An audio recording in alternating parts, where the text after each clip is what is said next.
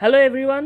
তো আজকে আমরা যেটা শুরু করছি সেটা হচ্ছে এল ক্লাসিকোর রিভিউ গতকালের। তো এটা হচ্ছে সবচেয়ে বড় বিষয় যে গতকাল টাইটেল ডিসাইডিং ম্যাচ ছিল বার্সেলোনা এবং রিয়াল মাদ্রিদের, এবং আজকে সেই বিষয়ে আমরা কাটাছেঁড়া করব। তো আমি সায়ত্ত, আর আমার সাথে আছে প্রত্যয়।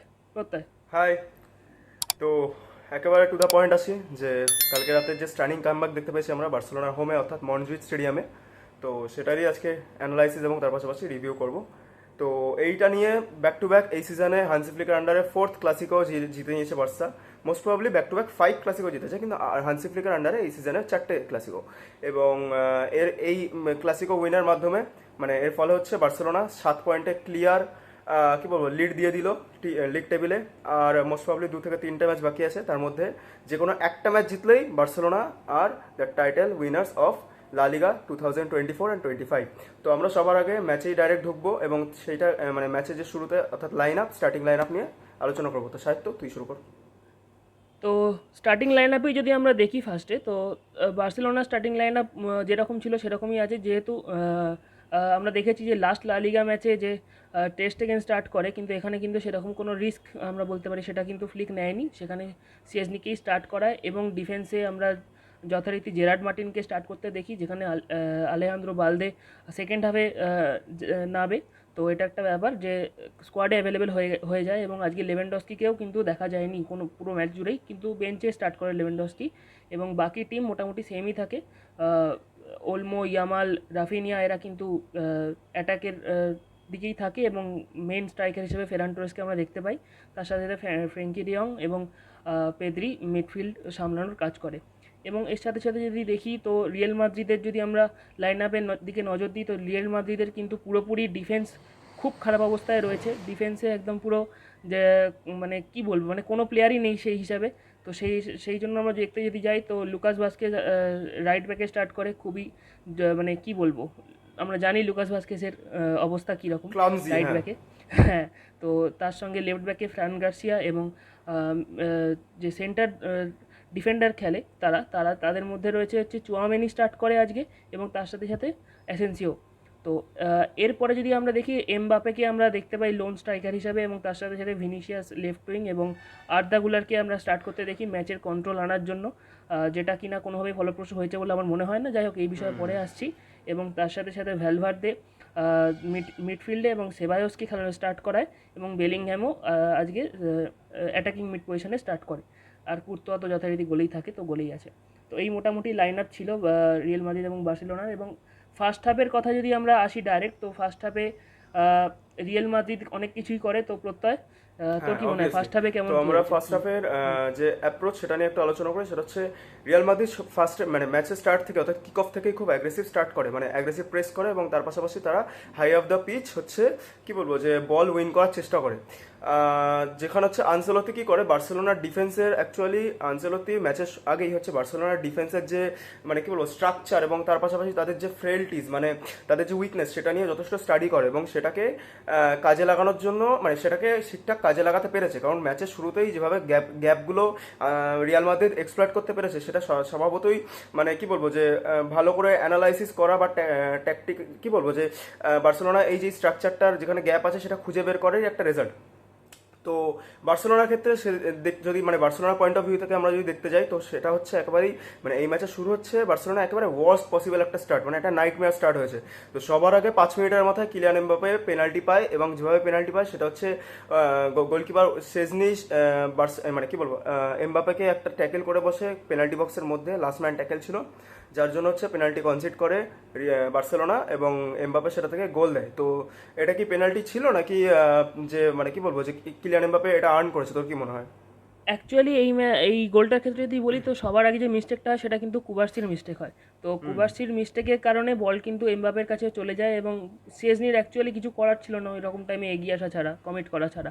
তো সেই ক্ষেত্রে অবশ্যই এমবাপে ট্রাই করে যে বলটা সিএসনির থেকে দূরে পাঠিয়ে দিয়ে নিজে পড়ে যাওয়া। তো সেটাই অ্যাকচুয়ালি আর্নড পেনাল্টি বলা যেতে পারে এটা কিলিয়ান এমবাপের, এবং খুব ইজি পেনাল্টিটা স্কোর করে এমবাপে। তো এ নিয়ে সেরকম কিছু বলারই নেই। আচ্ছা। এরপরে যদি গোলটা আমরা দেখতে পাই, তো সেই হিসাবে যদি দেখি, তো সঙ্গে সঙ্গেই প্রায় আর 10 মিনিটের মাথায় কিন্তু এমবাপে আর একটা গোল করে দেয়। তো নেক্সট গোলটার ব্যাপারে যদি আমরা দেখি, তো এমবাপে সেকেন্ড গোলটাও করে। তো সেকেন্ড গোলটার ক্ষেত্রে আমাদের যেটা দেখা একদম। সেটা হচ্ছে ভিনিসিয়াস কিন্তু এই বিষয়ে অ্যাসিস্ট করে।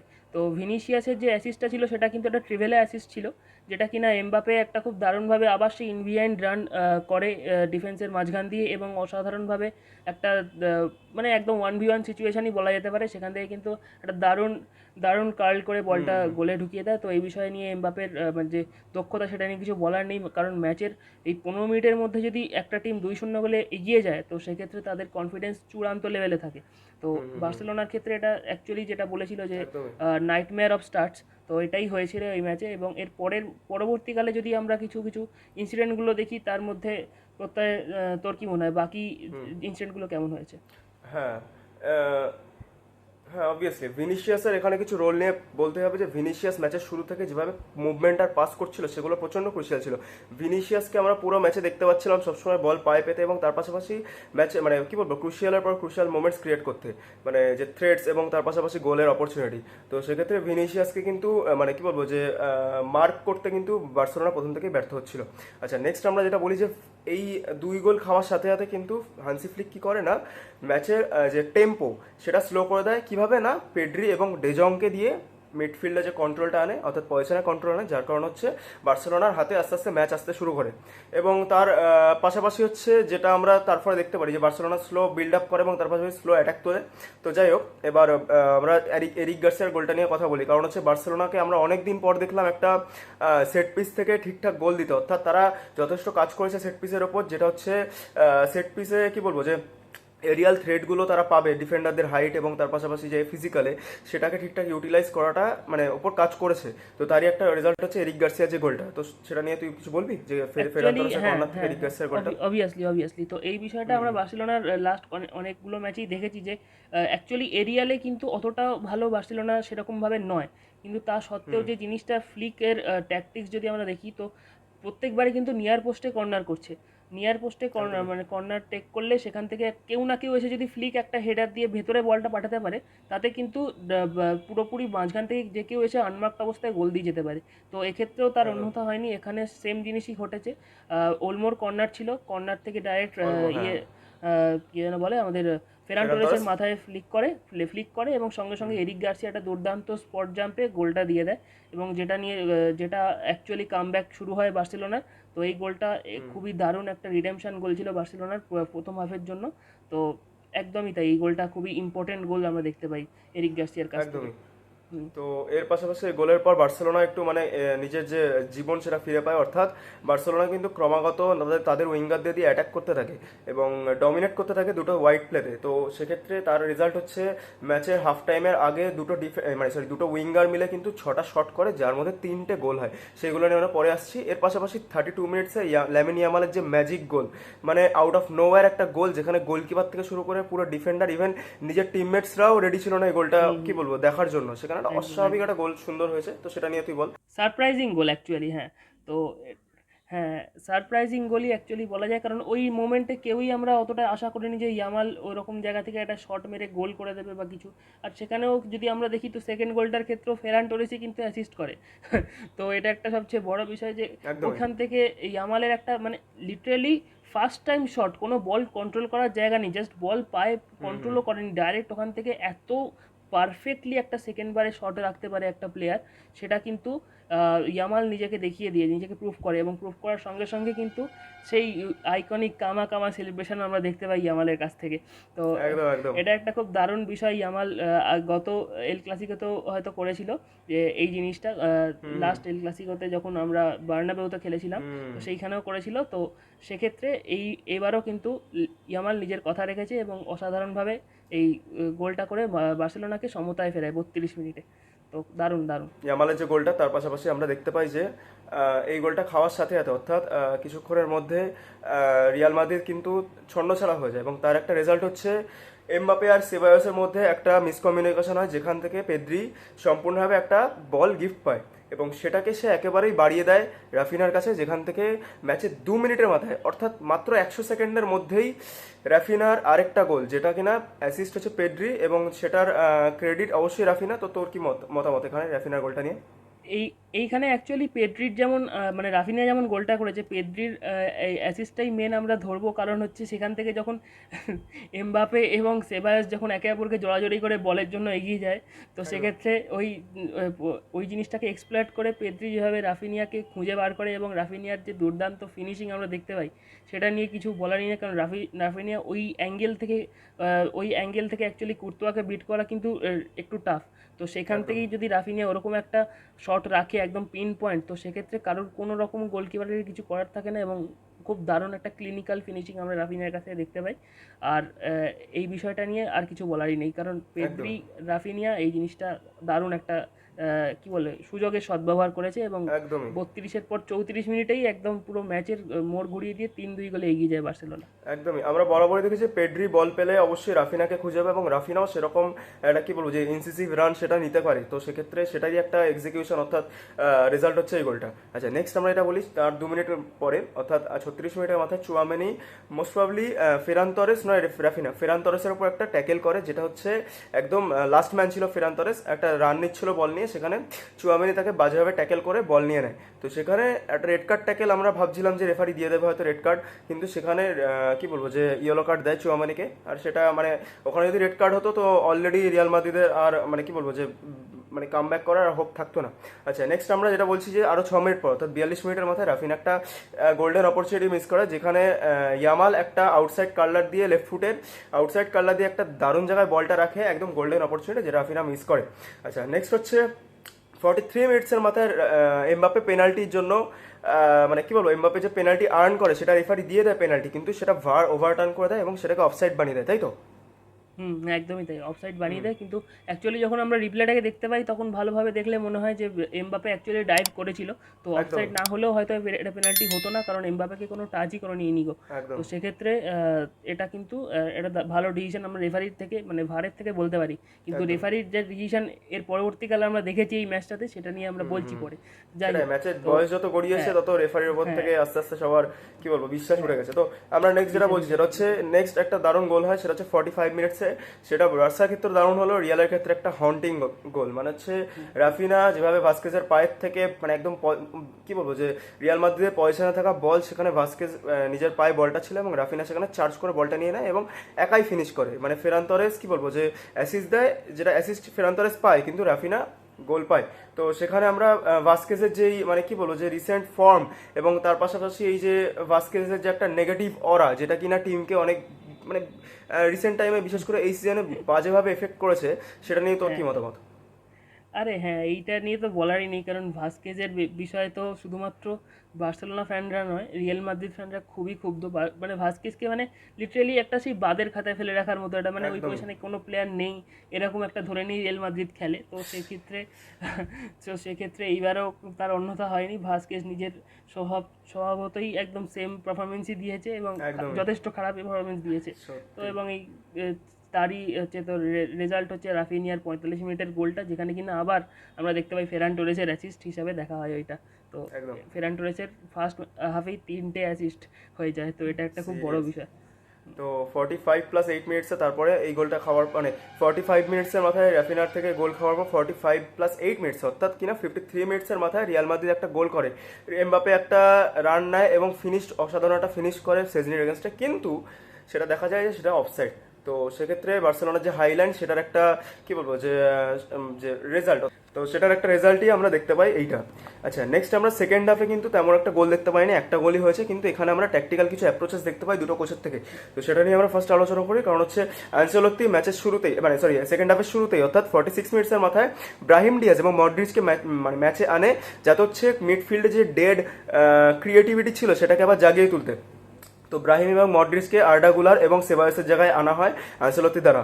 নেক্সট আমরা দেখতে পাই যে মাদ্রিদ সেকেন্ড হাফ থেকেই মানে সেকেন্ড হাফের শুরু থেকেই অলরেডি একটা ডিফেন্সিভ হাই ডিফেন্সিভ লাইন কি বলবো যে যারা ইউজ করতে থাকে, যার রিজন হলো যে অপোনেন্টের এগেনস্টে মানে কি বলবো বার্সার হাই লাইনের এগেনস্টে কুইক কাউন্টার তুলে তাড়াতাড়ি সেটাকে ক্যাপিটালাইজ করা।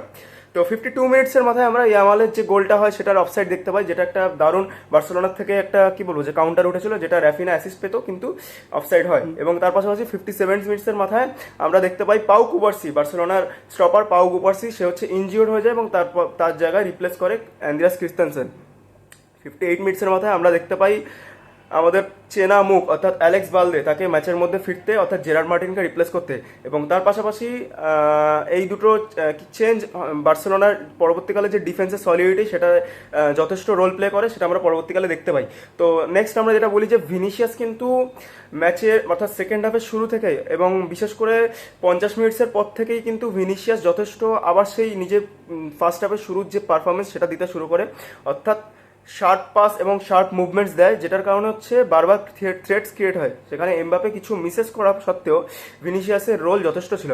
এবং 70 মিনিটসের মাথায় আমরা কিলিয়ান এমবাপের একটা গোল দেখতে পাই, যেখানে 4-3 করে রিয়াল মাদ্রিদ, যেটা অ্যাসিস্ট ছিল হচ্ছে ভিনিসিয়াস জুনিয়রের। তো বল তুই সেটা তো নিয়ে। সেটার বিষয়ে যদি বলি, সেখানে মানে আমরা যদি দেখি পুরো ম্যাচটার মধ্যে, তো ওই যে একটা লেফট ফ্ল্যাঙ্কে যে একটা জটলা মতো তৈরি হয়েছিল, যেখানে বার্সেলোনা প্লেয়ার হ্যাঁ, চেষ্টা হ্যাঁ, করছিল যে ফাস্ট পাসিং খেলে জায়গা থেকে বেরোনোর, কিন্তু সেখানেই মানে প্রবলেমটা ক্রিয়েট হয়, যেখানে ইনিগো মার্টিনেজের একটা ভুল পাস হয় এবং সেটাকে ক্যাপিটালাইজ করে হচ্ছে রিয়াল মাদ্রিদের প্লেয়াররা, এবং সেখান থেকে ভিনিসিয়াস টু এমবাপে আবার অ্যাসিস্ট আমরা দেখতে পাই, এবং এমবাপে খুব ইজিলি ফিনিশটা করে, এবং যে কারণে এমবাপের হ্যাট্রিক আমরা দেখতে পাই, এবং এমবাপের 27তম গোল লা লিগায় সেটাও আমরা দেখতে পাই। তো পিজিসি অ্যাওয়ার্ডে কিন্তু এমবাপে এখন টপে রয়েছে। তো দেখা যাক, লেভানডস্কি সেকেন্ডে আছে 25 গোলে। তো এর বিষয়ে দেখা যাক যে কি হতে পারে লাস্ট অব্দি লা লিগাতে। তো এইটুকুই। এবার একদম পরের একদম। 73 তো মিনিটের কথা এবার পোর্তায় বলবে পরে কি হয়েছে। হ্যাঁ, তো যাই হোক, এমবাপে কি হয় যে গোলটা করার সাথে সাথে রিয়াল মাদ্রিদের ফ্যানরা এবং রিয়াল মাদ্রিদের যে মানে কি বলবো হোপ, সেটা আবার কিন্তু জেগে ওঠে। এবং 4-3 করার পর 73 মিনিটসের মাথায় লামিন ইয়ামালের যে অ্যাটেম্প, একটা কি বলবো যে একদম বক্সের সামনে থেকে, পেনাল্টি বক্সের সামনে থেকে একটা শট করে লামিন ইয়ামাল, যেখানে ডিফেন্ডাররা বিট হয়ে গেলেও কুর্তোয়া কিন্তু এত লম্বা হওয়া সত্ত্বেও নিজের বডিকে পুরোপুরি ছুঁড়ে দিয়ে একটা গ্রাউন্ডার সেভ দেয়, যেটা দেখতে কিন্তু অসাধারণ লাগছিল। কারণ কুর্তোয়া এত লম্বা একটা গোলকিপার, তার বডি যে ফেলার যে টাইমিংটা সেটা কিন্তু অন্যান্য গোলকিপারের তুলনায় বেশি হওয়া উচিত, কারণ যেহেতু তার হাইট লম্বা। তো যাই হোক, তার জন্য হয়তো সে রিচও পেয়েছে এবং লামিন ইয়ামালে একটা লেখা গোল কুর্তোয়া সেভ দিয়ে দেয়।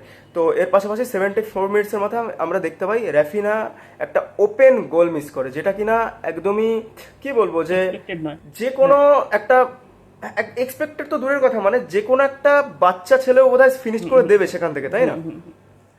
ওটাই একটা ব্যাপার যেটা তো রাফিনিয়া মিস সেটা করে, খুবই হ্যাঁ, খুবই ওটা মানে অবাক লাগে যে কোনো কারো, যে কেউ দেখে, ইনফ্যাক্ট রাফিনিয়া একদম নিজেও হয়তো অবাক হবে ওটা মিস করার পরে।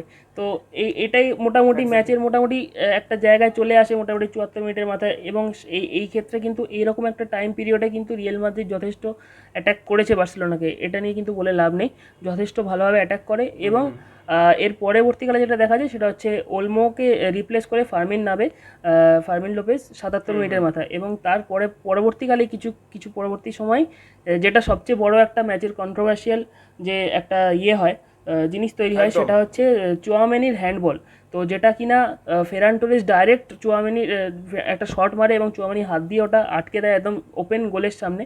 তো যেটা রেফারি মানে অ্যাকচুয়ালি রেফারিকে করলেও, যে রিভিউ করার জন্য দেখতে গেলেও রেফারি কিন্তু ওটাকে ডাইরেক্ট নাকচ করে দেয় যে ওটা কোনো পেনাল্টি হবে না বলে। তো এটা একটা খুব মানে কি বলবো, মানে মানে দিন দিন দিন দুপুরে চুরি করা যেটাকে বলে, সেরকম টাইপের লেগেছে অনেকের। তো একদম একদম। তোর কি মনে হয়, এটা পেনাল্টি হওয়া কি উচিত ছিল না উচিত ছিল না? অবভিয়াসলি পেনাল্টি, যদি আমি আমি হয়তো মেনেও নিয়েছিলাম যে ঠিক আছে হতেই পারে, মানুষের যেহেতু হাত তো আমি আর কেটে মানে কেটে রেখে খেলতে নামতে পারবো না, না তো ঠিক আছে। যাই হোক, পেনাল্টি বক্সের সামনে ইভেন ওপেন গোল ছিল, সেখানে চুয়ামেনির হাতে লেগেছে, ঠিক আছে, বাই চান্স হতেই পারে। যাই হোক, হয়তো গোল হতো, হয়তো গোল হতো না, কিন্তু হয়তো মানে কি বলবো যে পেনাল্টিটা দিতেও পারতো রেফারি, 50-50 কল ছিল, সেখানে রেফারি দেয়নি। তো সেটা নিয়ে আমরা আমাদের অত কি বলবো যে চিন্তা ছিল না। কিন্তু আমরা দেখতে পারি যে 84 সরি 80 সরি 90+5 মিনিটসের মাথায় 90+5 মিনিটসের মাথায় ফেরমিন লোপেজের যে গোলটা, যেটা সোলো গোল, যেখানে কিনা সে কি বলে ভালভের্দের পা থেকে বলটা নিয়ে নেয় এবং সেখানে একটা গোল স্কোর করে, একটা দারুণ ফিনিশ করে। কিন্তু সেক্ষেত্রে তার হাতে যখন বলটা লাগে, তারপরেও ভালভের্দের পায়ে বল থাকা সত্ত্বেও সেটাকে ডেকে নিয়ে আবার কি বলবো যে হ্যান্ডবল দেওয়া হয়। তো তখন হচ্ছে আমাদের মধ্যে কন্ট্রোভার্সি ক্রিয়েট হয় যে এটা যদি হ্যান্ডবল হয় তাহলে ওইটা কেন হ্যান্ডবল হয় না, তাই না? এক্স্যাক্টলি এই দুটো ক্ষেত্রেই যে দুটো যে ডিসিশন বার্সেলোনার এগেনস্টে চলে যায়, এটা একটা খুব চোখে লাগার মতো বিষয়। কারণ প্রথমটা হয়তো আমরা যদিও মেনে নিতাম বা কিছু, সেকেন্ডটা কিন্তু তাহলে সেই হিসাবে যদি দেখতে চাই তাহলে কিন্তু সেটা মানা যায় না। একদমই। তো যে কোনো একটা দিকে Exactly. করা উচিত ছিল রেফারির। তো এটা একটা খুব বিরক্তিকর ডিসিশন দেখতে পেয়েছি আমরা। এবং তার সাথে সাথে যদি এই মোমেন্ট পুরোটার মধ্যে যদি আমরা দেখি, তো ম্যাচে আর একটা খুব বড় জিনিস তৈরি হয়, সেটা হচ্ছে ওদের যে মানে মাদ্রিদের যে একটা ইনএক্সপিরিয়েন্সড প্লেয়ার নামে অ্যাজ এ লেফট উইঙ্গার ভিনিসিয়াসকে রিপ্লেস করে। তো সে হচ্ছে ভিক্টর মুনোজ, আই থিঙ্ক। তো ভিক্টর মুনোজ কিন্তু একটা প্রচণ্ড মানে অ্যাকচুয়ালি গোল্ডেন অপরচুনিটি যেটাকে বলা হয়, যেটা কিনা খুব দারুণভাবে মিস করে। এবং সাথে সাথে কিন্তু মাদ্রিদ ফ্যানরা কিন্তু তাকে কোনো রকমভাবে মানে পরোয়া করেনি যে সে নিজের প্লেয়ার হলেও তাকে কিন্তু মানে খুব যথেষ্টভাবেই গালমন্দ করা হয়েছে। আমরা আফটার ম্যাচ আমরা দেখেছি সেই বিষয়। এবং তার সাথে সাথে আরও কয়েকটা যদি ছোটো ছোটো ইনসিডেন্ট আমরা দেখি, তার মধ্যে ক্রিস্টেনসেনের কিন্তু একটা দারুণ আমরা দেখতে পেয়েছি, যেটাতে কিনা কি যেন বলে, ক্রিস্টেনসেন মানে একটা ইন্টারসেপ্ট করে, যেটা কিনা যখন যে কোনো মুহূর্তে ক্রুশাল মোমেন্টে, রাইট, ইন্টারসেপশন করে, যেটা কিনা গোল একদম অবশ্যম্ভাবী গোল ছিল রিয়াল মাদ্রিদের। এবং সেক্ষেত্রে কিন্তু রিয়াল মাদ্রিদ এই ম্যাচটা ড্র করেও বেরিয়ে যেতে পারতো, কিন্তু হ্যাটস অফ টু ক্রিস্টেনসেন। তো যে কারণে সব কিছু মিলিয়ে টিলিয়ে, রেফারির ভুল ডিসিশন, দিন দুপুরে ডাকাতি, সব কিছু মিলিয়ে মিশিয়েও কিন্তু বার্সেলোনা ম্যাচটা 4-3 গোলে জিতে যায় এবং নিজেদের চতুর্থ এল ক্লাসিকো এই সিজনের সেটা কিন্তু জয়লাভ করতে পারে। একদম একদম। তো এখানে আমরা আনচেলতির এই যে ভিক্টর মুনিয়েজকে নামানো ভিনিসিয়াস জুনিয়র জায়গায়, এটা নিয়ে রিয়াল মাদ্রিদের মানে কি বলবো যে তাদেরই যে ফ্যান বেস অথবা তাদেরই যে মানে কি বলবো যে তাদেরই যে সাপোর্টার, তাদের কিন্তু মধ্যে ব্যাকল্যাশ পেতে দেখেছি মানে আনচেলতিকে। তো হয়তো আনচেলতি ট্রাই করেছিল একটা বাচ্চা ছেলেকে, ডেবিউট্যান্ট, যে যার এক্সপিরিয়েন্স একদমই নেই, তাকে হয়তো নামিয়ে ম্যাচে কিছু অ্যাকচুয়ালি মানে ম্যাচের যে কি বলবো যে এক্সপিরিয়েন্স সেটা গ্যাদার করানোর, কিন্তু সেটা কিন্তু এমন ক্রুশিয়াল মোমেন্টে ব্যাকফায়ার করে যায়, যেটা হচ্ছে তার জন্য তাকে ব্যাকল্যাশ পেতে হয়। তো যাই হোক, তো এর পাশাপাশি আমরা 90+8 মিনিটসে রাফিনার একটা মিস দেখতে পাই, যেটা কিনা তার মানে হ্যাটট্রিক কমপ্লিট হওয়া থেকে সে নিজেকে দূর করিয়ে দেয়, তাই না? তারপরে তো ফুল টাইম হয়ে যায়। একদম একদম। তো এই ম্যাচটার ক্ষেত্রে মোটামুটি তো হয়ে গেল, আমরা দেখতে পেয়েছি। এবং পুরোপুরি যদি স্ট্যাটের দিকেও আমরা কিছুটা নজর রাখতে পারি, তো ম্যাচটা খুবই ওপেন ম্যাচ হয়। যদিও বার্সেলোনা 62% বল পজিশন রাখে এবং তার সাথে সাথে 38% রিয়াল মাদ্রিদের কাছে বল পজিশন থাকে, কিন্তু সেক্ষেত্রে কিন্তু ওপেন গেম যেহেতু আমরা দেখেছি, সেক্ষেত্রে বার্সেলোনা 4.26 এক্সজি ক্রিয়েট করে, যেটা কিনা খুবই বেশি আমরা দেখতে পাই। এবং তার সাথে সাথে রিয়াল মাদ্রিদও কিন্তু পিছিয়ে থাকে না, 2.74 এক্সজিও কিন্তু যথেষ্ট ভালো। তো সেক্ষেত্রেও কিন্তু দুটো টিমই দারুণভাবে ওপেন প্লে যেটা আমরা দেখেছি সেটা করেছে। এবং তার সাথে সাথে বার্সেলোনা বেশি শর্টে রাখে, বেশি অন টার্গেট রাখে, এবং সেখানে রিয়াল মাদ্রিদ শর্টে রাখতে পারেনি। এবং অনেক কিছুই আমরা দেখেছি রিয়াল মাদ্রিদের জন্য ফলপ্রসূ হয়নি এমবাপ্পের হ্যাট্রিক ছাড়া। তো এইগুলোই হচ্ছে মেন বিষয় যেগুলো আমরা ম্যাচ চলাকালীন আমরা দেখতে পাই। এবং এক্ষেত্রে রাফিনিয়াকে আমরা যদি দেখি, তো রাফিনিয়া কিন্তু এই ম্যাচের ম্যান অফ দ্য ম্যাচ হিসেবে ঘোষণা করা হয়, কারণ সে দুখানা গোল করে। এবং রাফিনিয়া কিন্তু পোস্ট ম্যাচে বলেছিল যে সে এই man of the match deserve করে না, সে খুবই আরও ভালো খেলতে পারতো, কিন্তু স্টিল 1 ইজ আনলিমিটেড। তো ঠিক আছে, হতেই পারে। 4-3 গোলে ম্যাচটা জিতে বেরিয়ে যায় বার্সেলোনা। এক্স্যাক্টলি। তো বার্সেলোনা কিন্তু আমরা বরাবরই যত সিজন শেষের দিকে এগোচ্ছে, তত আমরা দেখতে পাচ্ছি যে ডিফেন্সিভ কিন্তু অনেক বেশি তাদের মধ্যে যে ভালনারেবিলিটিস সেগুলো কিন্তু এক্সপোজড হচ্ছে। তো এটার দিকে যদি লাপোর্তা এবং তার পাশাপাশি কোচ অর্থাৎ ফ্লিক যদি নজর না দেয় নেক্সট সিজন, তাহলে কিন্তু নেক্সট সিজন কি বলবো যে বার্সেলোনা হয়তো 10টা গোল করলেও সেই এবছরের মতো 11টা গোল খেয়ে ম্যাচ হারবে, তাই না? একদমই তাই। তো এটাই বিষয়ে বলার যে ডিফেন্সিভ যে প্লেয়ার আনা বা সাইনিং করা, তো সেটার দিকে কিন্তু বার্সেলোনা বোর্ডকে যথেষ্ট পরিমাণে নজর দিতে হবে। তো এবং ডিফেন্সিভ ল্যাবসগুলোকে কিন্তু পরবর্তী সিজনের মধ্যে মানে ঠিক করে ফেলতে হবে। তো এটাই রিপেয়ার করতে হবে। একদম। Well, that's it for today. Let us know if you liked our video. Please leave a comment down below about what your opinions are. Please like, share and subscribe to Match Points. Thank you for watching.